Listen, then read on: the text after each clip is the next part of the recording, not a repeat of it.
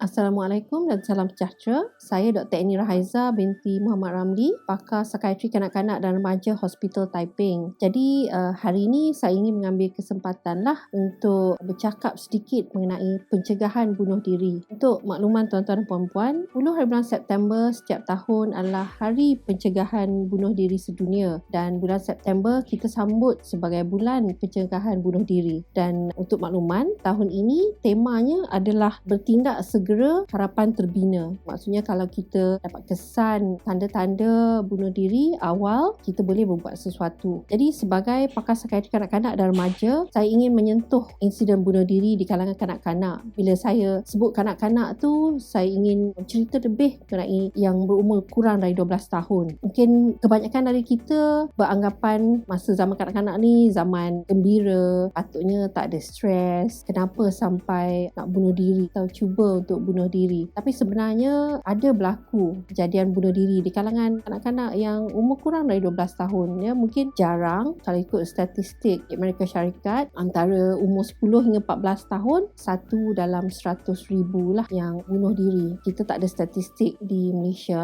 tapi memang jarang bila berlaku satu kejadian bunuh diri di kalangan kanak-kanak. Memang perkara itu akan mengejutkan, dan memang dalam saya rasa beberapa tahun ini, beberapa bulan ini pun ada kes yang berlaku. Saya ingin cerita sikit macam mana boleh berlaku. Kebanyakan orang menganggap bahawa kanak-kanak tak sampai, tak cukup matang untuk berfikir pasal bunuh diri. Tapi sebenarnya kajian menunjukkan kanak-kanak berumur lebih dari 9 tahun ada kefahaman mengenai mati, mengenai bunuh diri. Tapi mungkin mereka tidak faham dari segi akibat is final, dah tak boleh diubah lagi. Mungkin kefahaman dari segi itu kurang.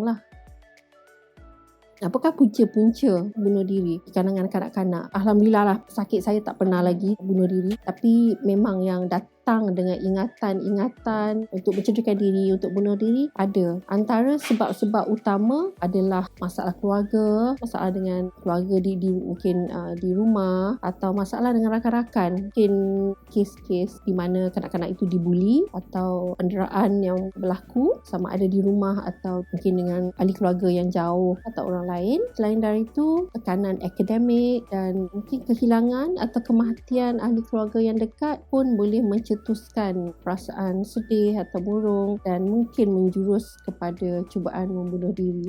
Kita tengok macam-macam faktor yang boleh menjadi punca kenapa seorang kanak-kanak tu cuba bunuh diri. Memang bunuh diri kebanyakan dari mereka yang bunuh diri ada masalah kesihatan mental, dan masalah kesihatan mental yang paling kerap kita lihat kalau di kalangan remaja dan dewasa mungkin seperti kemurungan atau masalah-masalah yang lain. Di kalangan kanak-kanak itu juga satu faktor yang penting kemurungan. Tapi selain dari itu, kanak-kanak yang mempunyai masalah ADHD, masalah hyperaktif dan kurang tumpuan pun ada risiko untuk bunuh diri, sebab mereka tinggi risiko mereka untuk mengalami kemurungan, dan juga kerana mereka lebih impulsif, tidak sabar, tidak fikir panjang, risiko untuk mereka buat sesuatu yang luar kawalan tu sangat tinggi.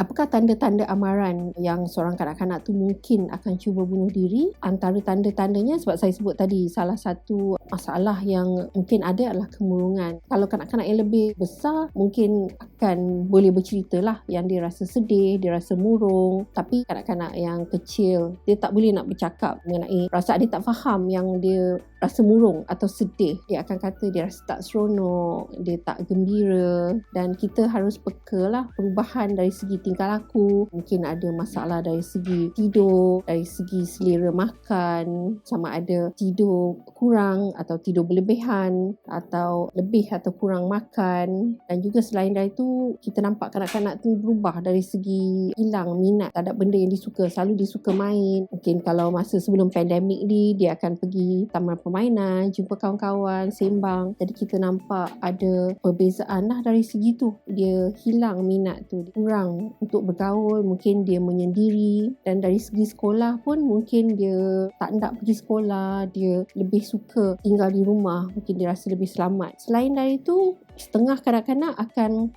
memberitahu yang mereka ada gejala-gejala fizikal, so mungkin sakit perut, sakit kepala, rasa lemah, tak larat. Itu antara gejala-gejala yang kita kena berhati-hatilah. Mungkin setengah kanak-kanak akan mencederakan diri mereka, mungkin mereka suka bercerita mengenai kematian atau melukis tema-tema mengenai kematian, atau dia main tu temanya berlega tentang kematian. Itu tanda-tanda amaran lah yang perlu kita ketahui. Saya harap tuan-tuan dan perempuan bila dah tahu apa tanda amaran yang ada, tuan-tuan dan perempuan mungkin akan lebih berhati-hati mungkin kalau perhatikan kalau ada saudara mara, anak rakan-rakan atau sesiapa saja kanak-kanak yang nampak ada perubahan dari segi tingkah laku ni, dapatkan bantuan dengan segeralah.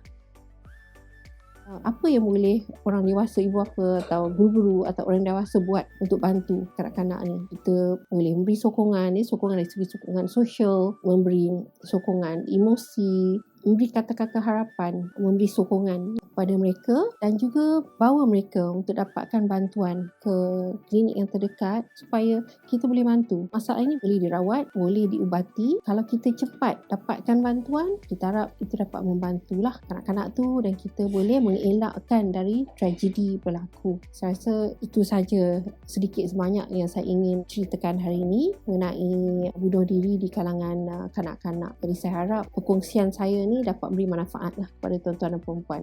Sekian, terima kasih.